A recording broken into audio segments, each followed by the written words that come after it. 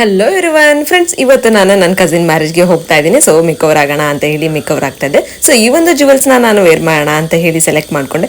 So ಈ jewel set ನನಗೆ ನನ್ನ ತಂದೆ ನನ್ನ ಮ್ಯಾರೇಜ್ ಟೈಮಲ್ಲಿ ಮಾಡಿಸಿದ್ದು. ಇದ್ರ ಮೇಲೆ ತುಂಬಾನೇ ಲವ್ ಇದೆ ಅಂತಾನೆ ಹೇಳ್ಬೋದು. ಮತ್ತೆ ನೋಡಿ, ಈ 6 ಬ್ಯಾಂಗಲ್ಸ್ನ ವೇರ್ ಮಾಡ್ತಾ ಇದ್ದೀನಿ. ಈ 6 ಬ್ಯಾಂಗಲ್ಸ್ ನನ್ನ ಮಾವ ನನಗೆ ಮ್ಯಾರೇಜ್ ಟೈಮಲ್ಲಿ ಕೊಡಿಸಿದ್ದು. ನೋಡಿ, ಈ ಒಂದು ಫಿಂಗರ್ ರಿಂಗ್ ರೀಸೆಂಟಾಗಿ ತಗೊಂಡಿದ್ದು ನಾನು. ನೋಡಿ, ಈ ಒಂದು KSIC ಸ್ಯಾರಿನ ಸೆಲೆಕ್ಟ್ ಮಾಡಿಕೊಂಡೆ. ಸೊ ಇದನ್ನ ನಾನು ನನ್ನ ಮಗನ ಬರ್ತ್ಡೇ ಟೈಮಲ್ಲಿ ವೇರ್ ಮಾಡಿದ್ದು.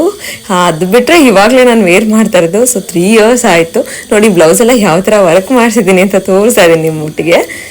ಸೊ ಫಂಕ್ಷನ್ಗೆ ಹೋದ್ವಿ ನಾವು. ಸೊ ತುಂಬಾ ಚೆನ್ನಾಗಾಯಿತು ಫಂಕ್ಷನ್ ಕೂಡ. ಮತ್ತು ನನ್ನ ಹಸ್ಬೆಂಡ್ ಕೂಡ ಫಂಕ್ಷನ್ಗೆ ಬಂದಿದ್ರು. ಸೊ ನಾನು ನನ್ನ ಹಸ್ಬೆಂಡ್ ಯಾವ ಥರ ಕಾಣ್ತಿದ್ದೀನಿ ಅಂತ ಕಮೆಂಟ್ ಮಾಡೋದನ್ನು ಮರಿಬೇಡಿ.